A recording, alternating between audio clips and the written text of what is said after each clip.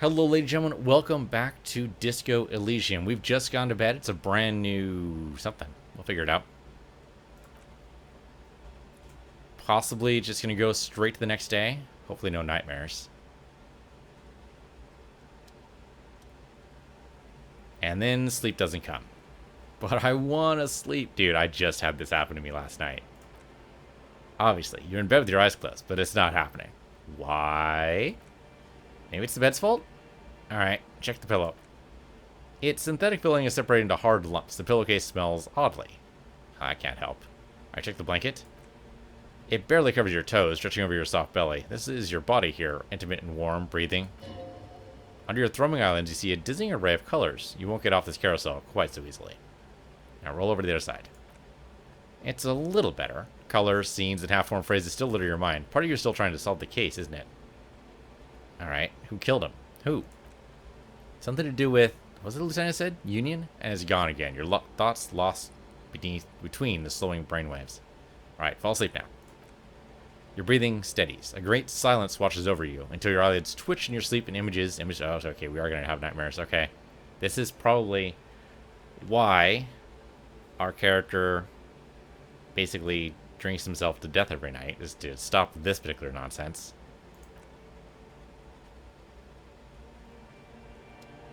Or, nope. Okay, so we're going to be in Dreamland. Maybe. You don't have the usual interface. Seems like we're really zoomed in. Okay, so it's nightmare time. Could run if you wanted to. Yeah, okay, we can still run. Tab. Doesn't do anything for me. The body's still... Oh, the body is me now. Okay, that's not going to make sense. Let's talk to him. Ourselves. One of those. Do you remember the scent of your childhood? I remember nothing. Do you remember your wife's hand on your face? You said who? Do you remember the warmth of her thighs between her legs and in her mouth? Tell me what this is. I'm not answering before you tell me who you are. You know who I am. I'm the bad day. The one where you ask her, and then later in the streets wandering. It's the worst day of all time, Harry dear. And it's coming. She will hear about it on the phone. Reality will turn into a grotesque nightmare. This'll be the last thing you did to her. Tell me, do you remember the love of your life? Chances are I left, based on what we know right now. Oh no, funky baby, you stayed. It was the rest of it that left. While you just stood there, with one hand on the bottle, and the other on your dick, watching it go. Tell me, where are your friends? Human beings have friends, Harry boy. Where the hell are yours? I can get it all back? Try to be positive, right? No, it's gone. 3 times gone, and never coming back. You failed. You failed, Elysium. What is Elysium? Everything. The Pale and the Isolas on the surface. The outer magnetosphere. Burning, furious truth. 8,000 years of written history. You really dropped the ball, Harry. 4.6 billion people, and you failed every single one of them. You really fucked up. I've talked to you before. No, Harry. You were just talking to yourself. That's all you ever do, even in your dreams, and the act is wearing thin. The spots on the disco ball fade around you.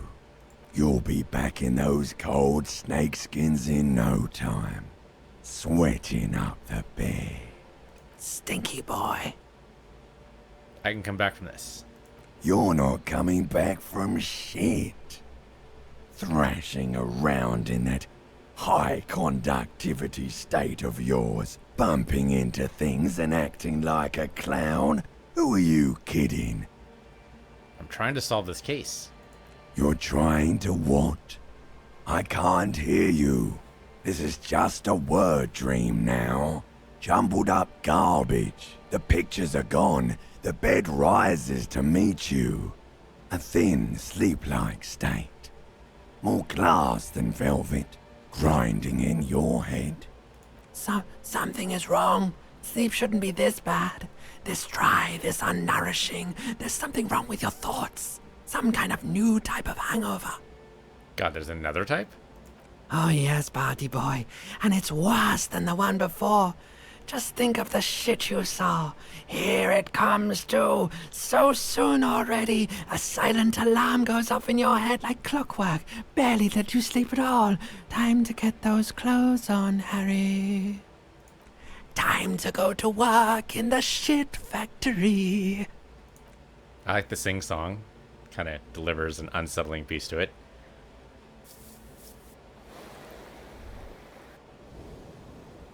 Okay, we healed. It's cool. Good going, buddy. Alright. What the hell was that?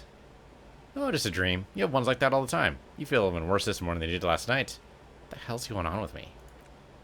You mean, why are you so tired? So tired and down to even think? It is worrying, isn't it? You can't be a detective like this. Detectives need to be able to think. Why is this happening? It's just that your heart has finally pumped all the speed out of your system, Buster. Time to get some more. Don't do that. Stay strong. The hangover will wear off. You don't need to keep doing this to yourself. Okay. I'm not going to go looking for speed. Are you sure? Ready to live as this pathetic shell of yourself for days? Basically a week? Let's be honest. 2 weeks, maybe 3. You won't make it. Half the town will be dead by then. You'll be fired. That's a lie. I can do this without the speed. Half the town won't be dead. Suit yourself, slow, sad shellman. See how you do without your spark. Okay. So it's a brand new day, 7:30. I mean, we slept for what? 8 hours? That's not bad. Actually, probably not even 8 hours. Probably more like 7, assuming we did get to sleep eventually. If we did sleep in our clothes, I probably should have taken them off before we went to bed. Oh, yeah, okay. So, we don't get to do any of this stuff. I mean, we could. But 3%, 3%, 3%. Yeah, probably not. Tool not in hand. Use your chain cutters to fix the faucet. Oh, that'd be interesting. Otherwise, I don't have a very good chance. I mean, the electrochemistry you'd think would be pretty good, but sadly, no. Okay, let the mirror be for now. Let's put the chain cutters in our hand. Maybe we actually do this. Chain cutters. Here we go. Okay. Ooh, that's not good. 17% is not a good. Yeah, let's not do that.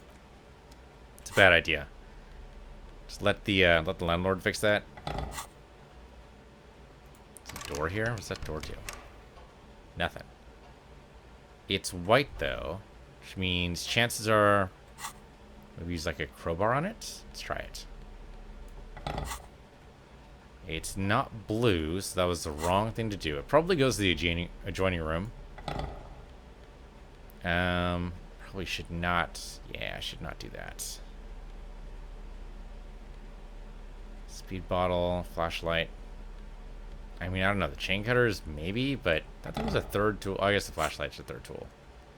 That is not blue, so that's not it. Okay. We don't have the right tool. Why just need keys? That might be all it is. Alright. Kim has probably been up for days. I can't seem to pick up that bottle.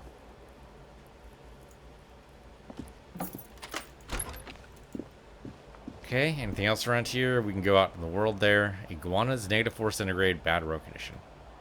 Iguanas? Did it seriously say iguanas? I'm kind of confused. I do not understand. Okay, so we still have stuff to do here. We need to talk to people, do shit. Oh, okay. It is livelier here than before. I don't remember that being open before. Oh, like it's probably actually open. Kim wants to talk. All right, Kim, what do you got for me? Good morning. Morning. Gives you a quick nod. Looks like we can get to work at once. The Union muscle turned up. He points to the mess hall doors. They look rowdy. We should talk to them. What do you mean, rowdy? I mean, ungovernable. Martinez isn't exactly enthusiastic about the RCM being here. They'd prefer to be policed by the Union. These men here. Men who drink beer for breakfast? There's talk of an armed wing of the Union called the Hardy Boys, who are responsible for said policing. I think it's them. Are these the men Gart told us about yesterday?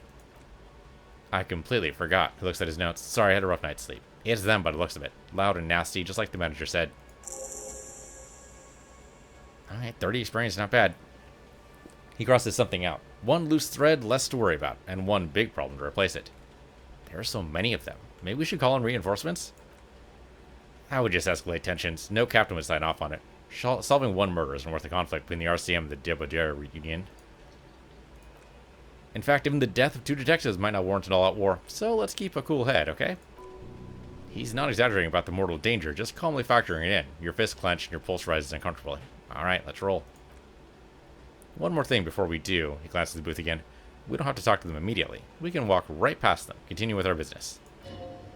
Good, a power move. Purposely concentrate on something else first. They're in no hurry to leave. They think they own the place. Anyway, I leave that choice to you. Whatever you decide is fine by me. Okay, what we should do is save the game.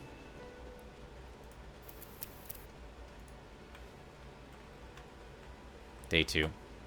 There we go. Alright, we have the cash. We have 41 real. We should pay for another day, just in case we need it. Can I help you? But my bill for tonight? That's 20 real? Yep, right there. Okay, you got the room for the night, but remember you'll need another 20 real tomorrow. Gotcha. How could anyone forget also? Okay, yeah, it's fine. But hey, we got another skill point. I'm keeping these skill points in reserve. I don't know how many we can. Right now, though, we've got 5 of these. That's fantastic. We could just start dumping them in wherever, but I wanna make sure we know what we're doing first. And, you know, that's almost never going to happen. So, let's go talk to the girl about the fridge. Yeah, we can do this. Nice lady. Helped us out before. Yeah, let's move on. So, talk to the girl out in front of the store, assuming she's there. It's 7 o'clock in the morning. No idea when the shop's open. Usually a shop's not going to open till, like... I mean, I don't know around here, but... in my world, shops don't open till, like, 9. Oh, there we go. The kid's there. See if we can ask her about a fridge. Hello again, sir. You see Annette sipping on her hot juice. She looks at you with shy amusement. Say, child, you wouldn't happen to know about a good fridge, would you? A fridge? Yeah, like a big fridge a cop could put a dead body into. Ha, she smiles. You mean like the ice bear fridge? Man, that's scary. Ice bear fridge? Yes, like a bear, but white. There's a fridge below the building in the basement. She points underground, with red glowing eyes. I went back there once, behind the bookstore. She lowers her voice. Mom doesn't want me to go there anymore. Not that I want to. It was pretty scary. And there's a big fridge there? Yes, she smiles. Okay, how do I get inside the building? That's the problem. The only way in is through the bookstore, but my mom is pretty strict about not letting anyone in. But I don't know, you're a policeman. She says it with admiration, eyeing up and down. Maybe you can convince her somehow. Anyway, she looks around again, her nose red from the cold. Alright. Thank you. See you around. Huh. Alright, save the game again. Well, let's save it when we get inside, because I have a feeling we're going to need it. I have no idea what skill checks to expect, but it's probably going to be difficult. Alright, so we'll save the game. I'm sure we'll just save that. That's fine. Save over the overwrite. You know what? No. The new save. There. This. Oh, is that? Okay, that worked. Okay. Let's talk to her. Maybe we can get this sorted. Hello again, esteemed officer, and welcome to Crime, Romance, and Biographies of Famous People. I was told there's a huge fridge in the building cellar. Can you lead me there? A fridge. She fidgets around with the pendant. No, I don't know anything about a fridge. Aren't you interested in books? She nods at the bookshelves. Okay. Much of the place is cursed. Okay. Business is thriving. Nothing right now. I'd like to investigate the curse, though, and see if that's related. Alright, farewell for now. Oh, but this is new. I don't remember seeing that before. Hold on. What's the curtain? What's the deal with the curtain? You see a set of tattered curtains blocking the way to the end of the room. A strange cage-like trinket dangles from the curtains. Excuse me, officer. The back room is strictly for employees only. We'll examine the strange cage-like trinket. You see some kind of charm. An irregular polyhedron, assembled from bones, sticks, and straws. Inside, a disturbing fish head with an empty eye socket stares at you. Aside from poking at it, suspiciously, there is nothing else to do with the fish head charm at this time. The curtains remain shut before you. Alright. What's behind the curtains?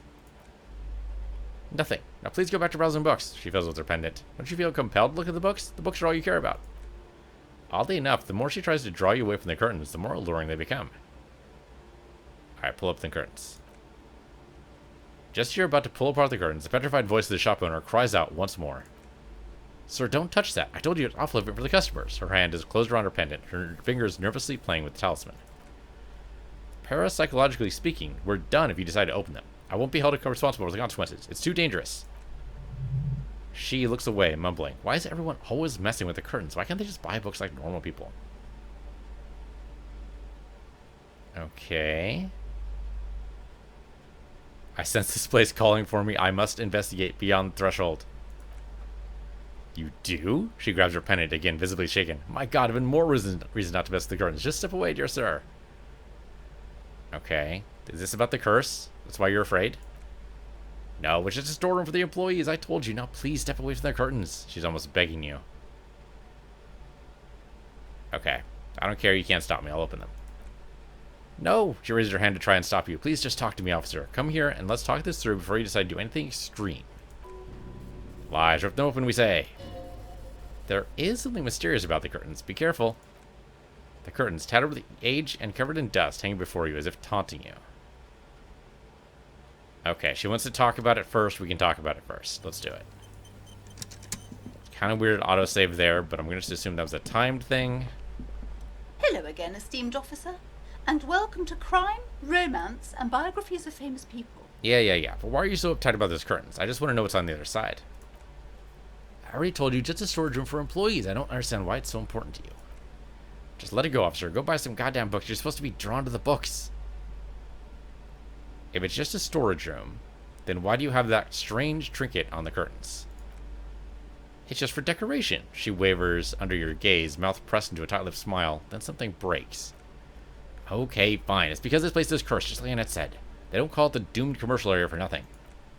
Are you happy now, officer? Happy that you've ruined everything? She closes her eyes and starts mumbling something to her pendant. Take it easy. You've broken her resistance. Pushing her further will gain nothing. Okay. How does the curse manifest itself? A shiver runs through the woman as she looks down around the dimly lit store. The curse is so much worse than you can imagine. It's a disease, eating at the very foundation. Her voice drops to a whisper. It's the curse of financial distress, of ruin, and bankruptcy. She peers at the curtains again. Didn't that curtain just move?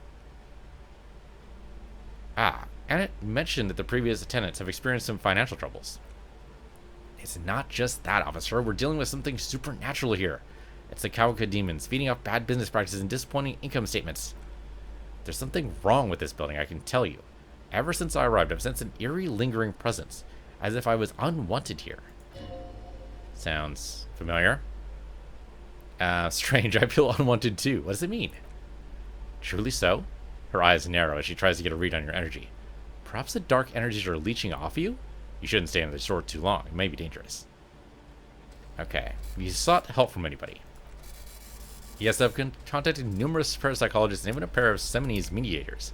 They provided me with the wards. She nods at the strange, cage-like trinket on the curtains. The wards help to keep the doom at bay and protect us against the darkness that lies further in the building. Even though now I fear it's not enough. Alright, is your pendant part of the wards as well? Oh, this? She holds a pendant in her palm. Its ochre heart glistens under the lights. No. It's a special Himenian amulet, blessed by desert pygmy shamans with the spell of compulsion. It's to compel people to buy books. There are numerous spells cast throughout the store. I had the books anointed with a different inducement spell, for example. It's guaranteed to boost sales 15%. Guaranteed? Has it worked? I'm really curious. Is this a world with magic? Why didn't you tell me right away about the curse? It's not good to talk about the curse, not in detail. The negativism, she shivers, is dangerous. Talking about the void race angers them. Such rates may prove a formidable enemy. Suit up. Okay. It's like me to take the case, I would investigate to see if the curse is real. Most certainly not. I don't want anyone who's not familiar with the psychic arts to get involved in this mess. Stay away. Leave the spirits be so they can return to their slumber. Psychic arts sound right down our alley. Drama has a really good chance. You're the master of the psychic arts? How the hell did we get that bonus? I don't understand, but it does require a drama check. We could put points in drama. We have, or at least 1 point in drama. Okay, hold on. We can put a point in drama. That'll improve our chances. 42% is pretty good, but let's just put a point in drama anyway. We can only put 1 point in. Sure. 1 point down. It'll improve our chances, I think. Alright, let me talk to her again. Hello again, esteemed officer, and welcome to Crime, Romance, and Biographies of Famous People. So it was 42% before, 58% now. We should probably save the game first.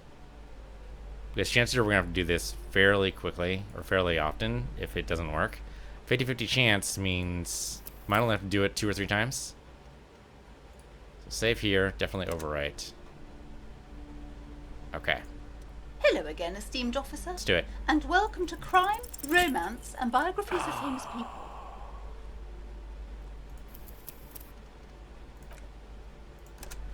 She's going to say that a lot, just get used to it.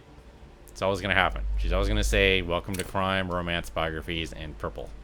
Hello again, esteemed officer, and welcome to Crime, Romance, and Biographies of Famous People. There we go. Slitheruptor, you silver-tongued fiend. Show her what world-class perfidy looks like.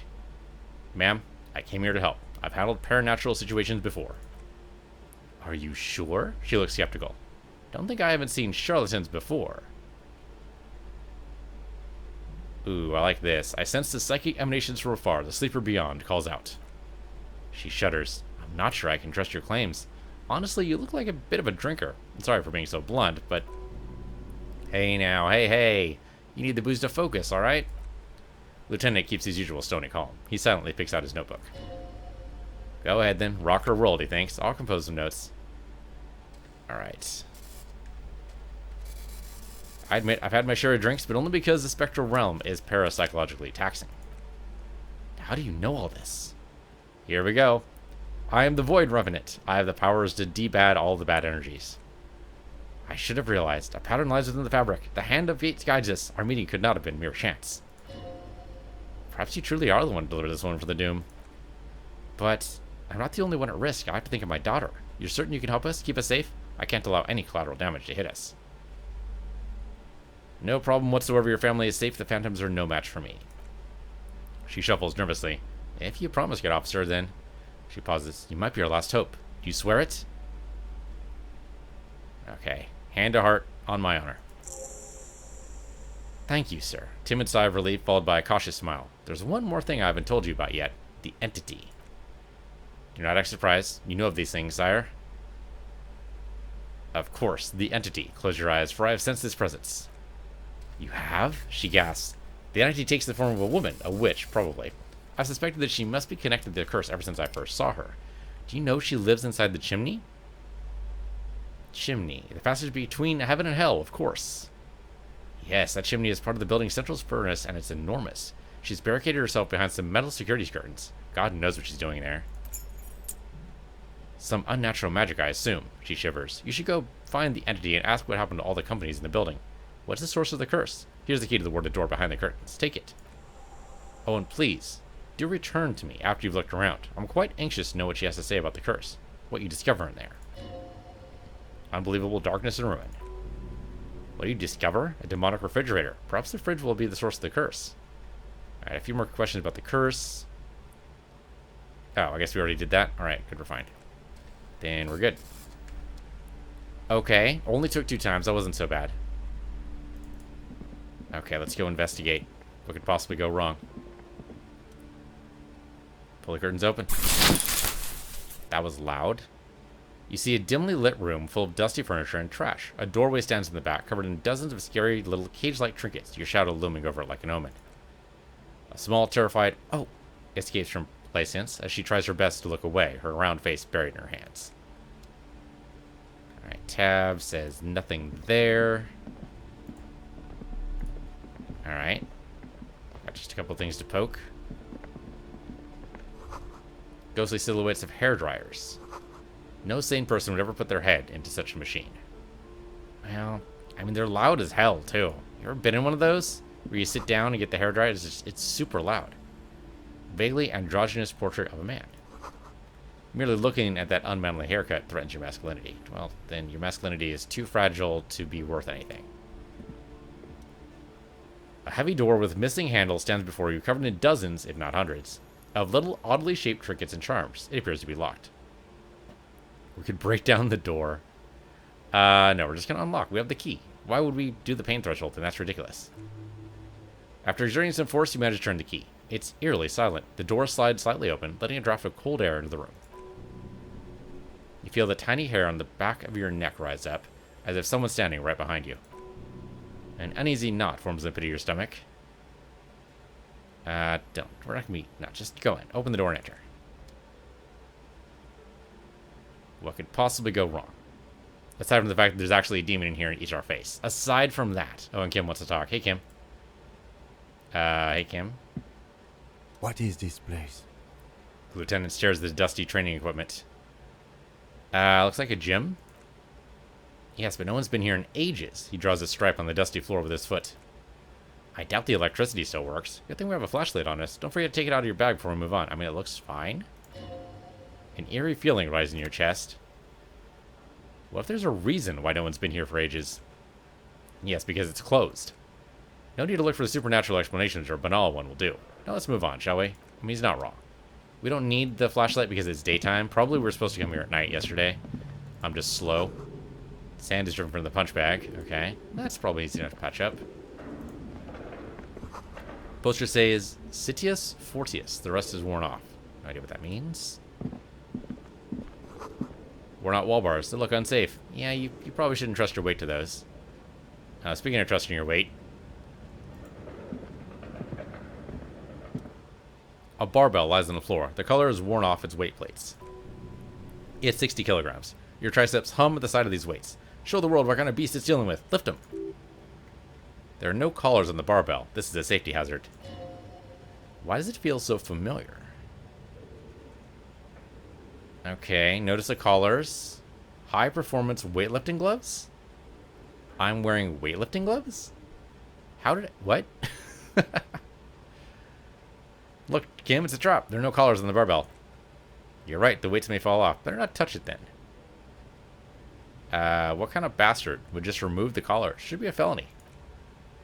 It would by violation of APIS safety regulations. The gym was still operating, but it's not. No one's supposed to come here anymore. Even chance.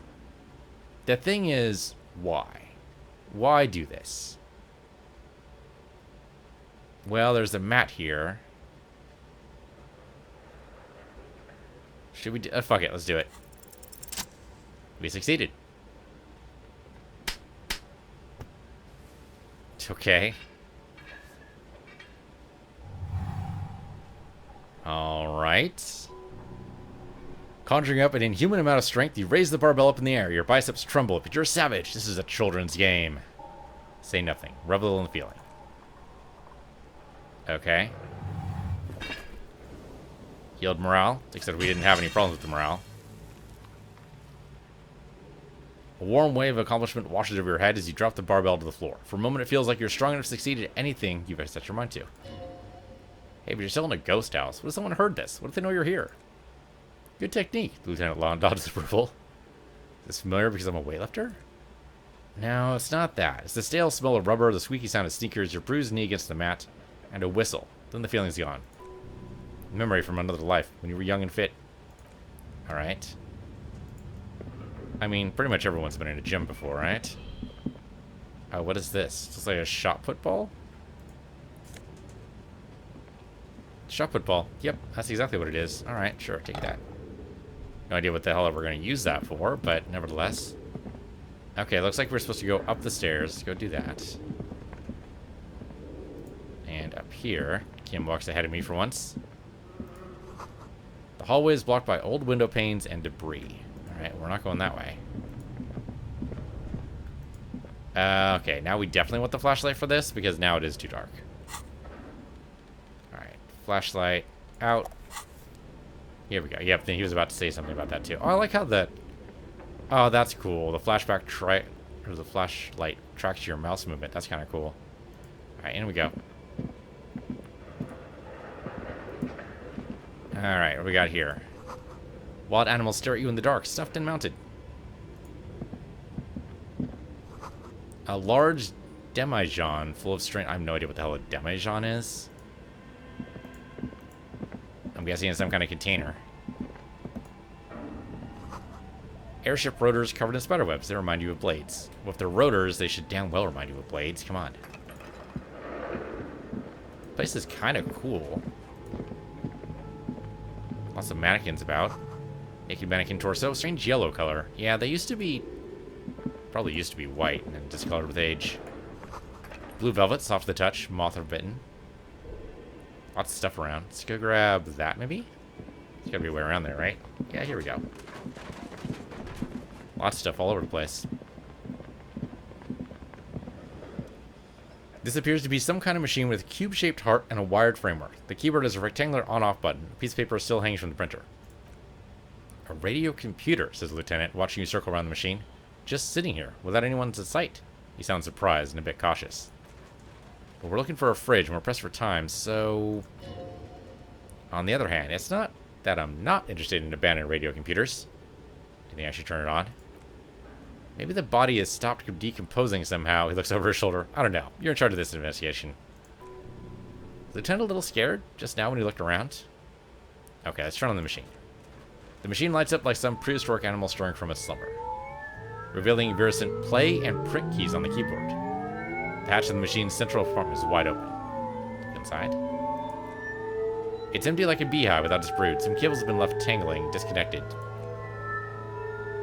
Press print. Nothing. Play? Nothing. Alright. Well, fun, but not helpful. There's probably a... Probably like a cassette or something. And we have a blank cassette, but I'm not sure that's going to help us. Oh, I didn't mean to go outside. Did not know that's where I was going. What's around here? Is this thing here? Let's look at that. Okay, 2 real and some more magnesium. Take that. Oh, hello. The wind howls in from the coal chute above. We are supposed to talk to somebody about the coal chute. Let's see. Oh, yeah, there we go. A thick layer of coal dust covers the furnace, coloring it pitch black. Looks like the furnace is a face, and it's a face of agony. What is this thing? Is it a furnace? Looks like it. Looks like an old central furnace used to heat the building. It's connected to the chimney. He opens the door, gingerly peeks inside. No one's used it in ages. No sign of any recent fire, only dead rats. Alright. Look inside. It's dark and grimy in here. In the darkness, you can hear a chatter. It's coming from above. A voice, or several voices, talking to each other near the smoke chamber upstairs. What are you doing? The lieutenant asks when you see you climb halfway inside the furnace. Not sure, Kim, but I think I can hear someone talking upstairs. Wait, really? He looks up at the ceiling. We should investigate, see if someone's upstairs. We could yell. We have a pretty good chance with that. Okay. That's pretty much the only good choice we have right now. Let's do it.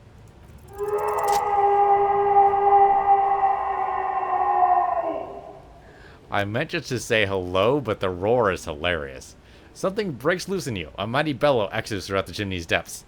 The chatter of tiny voices above suddenly cease. Then...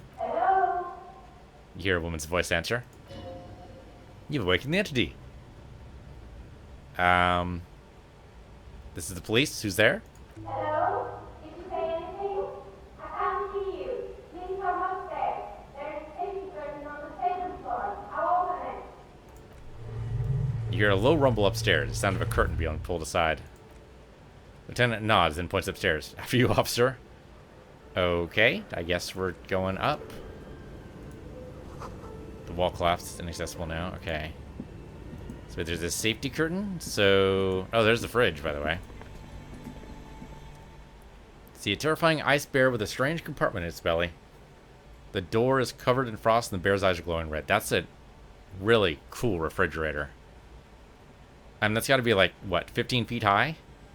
That would not fit in my apartment, but it would be fucking awesome. Could you imagine going to someone's house, going to their kitchen, and there's this giant fucking bear just staring you down? That's freaking awesome. I mean, it's probably better for like a storefront, but just imagine it in someone's house. That'd be great. The ice bear is a hyper carnivore. Be careful. All right, crack open the door. Gust of freezing cold air rushes to greet you. You hear a low grumble as the bear regulates itself. This is the inside of a refrigerator. Lieutenant Chase speaks inside. His hand is found in the holster of his gun. Relax, Kim. It's the fridge, remember? Of course. A giant ice bear-shaped fridge. He relaxes his hand, his face bathed in the harsh light of the open fridge door. Just what we're looking for. Let's see what's inside. Alright, look inside. The shelves are empty. All you see are crumpled ice cream wrappers with the brand name Revocol Ice City. A handwritten note has been attached to the door. The fridge is huge. Alright, take the note. You pocket the note, and the little fridge magnet is keeping it on the door. Alright. Examine one of the ice cream wrappers. A friendly cartoon bear smiles back at you from the glossy cellophane wrapper. It looks nothing like the fridge. This is clearly the fridge. It looks big enough for 2 corpses. It's certainly an eccentric choice, but it is capricious and cold enough too. But the optics on this are awful, he thinks. We need to be as silent as we can. Shall we go and get the body then? I'll take the head, you take the feet. The stairs won't be easy, but we'll manage. The 2 of you? Easily. Let's do this. The body is really loud.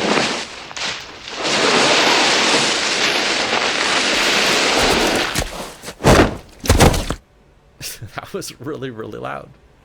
The body is heavier than you expected, and stinkier. It takes half an hour to get it down to the basement, then 10 more minutes stuffed in the fridge. Lieutenant takes a step back to admire your handiwork. Beautiful, he says, wiping his hands in his handkerchief. A dead body in an ice bear fridge. This is some of the best police work I've ever done. You definitely earned a drink after this. Perhaps have been some pagan rites. Really? You think it's good work? No, not really. Look at that. What have we done? We've stuffed a dead body in an ice bear fridge. This story does not leave this room. He means it. He doesn't want to be the ice bear cop. I mean, as far as nicknames go, it's not that bad, but yeah, I totally get it. Okay. Alright. I like that. This is police work, it's art. That's hilarious. I mean, it's kind of art from the developer's point of view. It's not I'm not proud to be there, Kim, but we did find a fridge. And impressive as the fridge is, this is a small victory among numerous defeats. At least we stopped the body from decomposing further. Now you can conduct another inspection under controlled circumstances. Okay, inside the icy realm of the ice bear fridge, the corpse stands slumped, waiting. 17%. Okay, if he takes it away...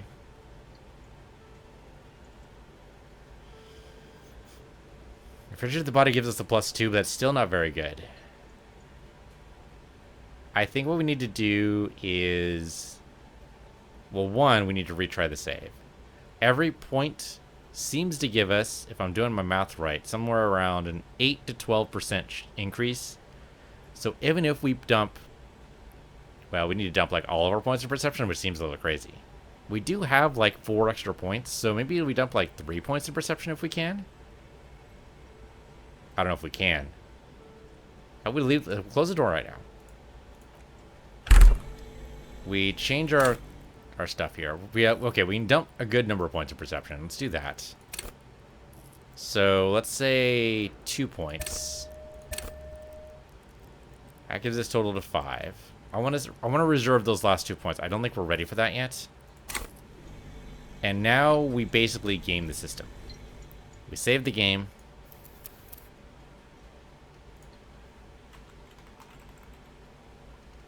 Get ourselves a brand new save here. I like how that, notice the flashlight was still tracking us. Okay, and then we just do this until it's right. Even chance is pretty good. Damaged our morale. That was a failure. Alright. Try that again. Even chance is decent. I think 2 points was exactly the right thing to do. We could do it again, but I don't think we really need to. Okay, there we go. Your arm reaches out and your eyes close as if by their own volition. It's dark all around. You feel cold, slippery flesh, first with your fingertips, then under the palm of your hand. What's this? His face. His cheeks, his nose, his fat swollen lips. Like a spider, your hand crawls over his features. Everything is silent. Alright. Your fingers in his mouth. The oral cavity is cold and moist. A ball-like tongue attaches itself to the base of the mouth, rolling around like a scallop. You're on the right track. Alright, play with it. This feels right. The tongue moves freely in the cavity. The mucus of the mouth is slippery, delicate to the touch. From the soft meat, teeth are budding. Hard pearls of bone in your gums. And the back of the mouth. Can you feel it? You're so close. Rip his jaws open now. Take a look at it. Look. A vision of black and dark red death. Pried open by your naked hands instead of the teeth. Looks like he's laughing. Death fumes rising from the throat. And there, in the back of the mouth, above the bell of the uvula, right in the soft palate, you see a hole. Barely visible to the human eye. It is swollen shut, almost vanished, no larger than 0.4 centimeters in radius. The edges appear darkened. Say fuck yeah. He agrees. Keep going. Okay, touch it with your finger gently. A black trickle of liquid runs into the throat from the wound. Put your finger in. Your index finger fits right in there. A tight tunnel of flesh opens up. Tissue damage. Wide enough for 2 fingers. As you push both in, you reach through his mouth right into his brainstem. Brainstem? Yes, that's what this part is called. You've seen the drawings. You've studied them. Alright, feel around. The basal ganglia feels clumpy. What entered here is torn apart as reptilian complex. The funk soul brother at the back of his head has gone dark. Forever. Alright, push deeper. Your fingers slide into the remains of his limbic system. There's no resistance. It's gelatinous. The slug-like structures are damaged too. The tearing extends deep into both hemispheres. The ululations of the limbic systems have ended. All is quiet. There's a cavity cut right between the hemispheres. Lieutenant answered with the sound of his pen on paper. Push deeper. Your fingers are all the way in now, reaching towards the inside of the skull. The cavity goes further, but the entry wound isn't wide enough for the rest of your hand to follow. All the muscles in your body harden. Time to enter him. Ooh. That's gonna be messy. It's gonna be messy. Really don't have a good option. Punch a hole through his mouth, I guess? Yep, that didn't sound good. The cartilage gives in with a crack, like some fruit. Just like that, your hand is in his head. Strange fluid streams down your wrist, and then you feel it with the tip of your finger. Sharp, serrated metal. The edges cut right into your skin. The pain is barely noticeable under the adrenaline rush. Okay, easy enough to finish it out. We punched a hole, so it's going to be dead simple. I feel assault. You might as well tell him what's going on. Can you get to it? He searches his pocket for something. Inspect your skull first. There's a tiny crack, a protrusion in the cranium right in the back of his head. Your finger must be pointing straight at it, from the inside. The object that's in there stopped just short of the skull and the encephalus, knocking this tiny fracture into the cranium.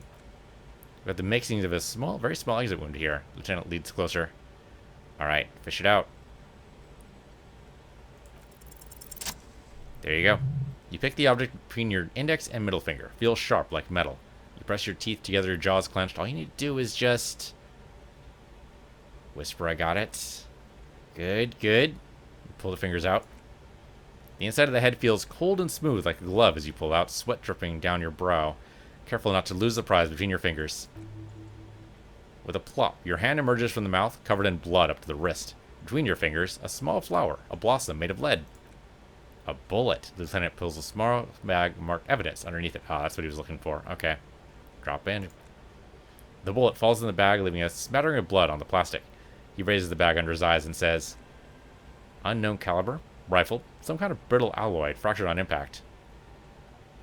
Alright, keep it, Lieutenant, as a gift. No, no, you deserve it. We can log it later. Lieutenant drops the bag in your bloody hand. It feels light. He turns to his notebook. We need to add an item to the injury list. Injury number 4. Oval entry wound with an abrasion collar. Soft palate, back of mouth. High velocity, temporary cavity in brain tissue. Small exit wound on the occiput. He underlines the injury forcefully. How does that sound? Sounds about right. Opinion, fatal injury. Wasn't that what we thought last time? That was then. This time we have extensive tissue destruction away from the wound track. This time we have a bullet. Alright, agreed. Click, click goes the pin. And one last thing. We should amend injury number 3. Ligament mark. New opinion. Non-fatal. Post-mortem treatment. The ligament mark, the fractured hyoid bone. It was all treatment. Yes. And the belch around his neck, the hanging, even dragging him to the yard. All of it was done after the man was already dead. Yeah. Yeah, agreed. I've had my doubts since he told me he was doing something else at the time of his death. I don't have that kind of intuition. I usually don't trust it, but it made me doubt. Wow, 30 experience for that. Nice. Secret task. Find the bullet before you get fooled. Okay, cool. There have been other signs too. Small details. Everything is too neatly designed for us to assign probable cause here. As we did, foolhardily. Well, no more. We almost fell for it, he thinks. Almost. Alright, who would do this? That's for us to find out. But this, it will make finding them just a little bit easier. Why would anyone do this? To hide something. The real killer? The real motivation? What really happened here? I need to wash myself. Oh, you really, really do. I'm glad to hear you say that. Your room in the world in rags should come with the bathroom. Be sure to make use of it in the evening. I mean, I might do it now. Maybe the bullet holes in my answers? Yes, we should take a closer look at it. I'm certain there's more to tell us. Little thing could reveal much about the weapon that shot it. Alright, what happens next? We bag the corpse and carry him to a holding pen to my kinema. I can transport them and processing myself, but I will be gone for the rest of the day. You'll be gone? What should I do in the meanwhile? Work on the case. Tend to personal matters. Try not to do anything too dangerous. An officer needs backup in a neighborhood like this. I'll leave that choice to you. And one more thing. He looks you in the eye. Great work, detective. The word lingers in the air of the yard. Faraway dogs are barking yet. Okay, we're not in the yard. We're supposed to do this in the yard. I just failed completely before. Now that we have points in perception, though, we should be better at this in the future. That's something. Detective. After you bag the corpse, Kim will leave the party until tomorrow morning. You can do side tasks in the main case, but it might be more difficult. Plan his exit accordingly. Now, let's not bag him yet then. We can come back here and bag him then, but we need to do stuff first. So let's close the door. And that'll do it for this episode. So thanks for watching. This has been Disco Elysium. I'm Piece of the Universe, you're Piece of the Universe too, and I'll see you guys next time.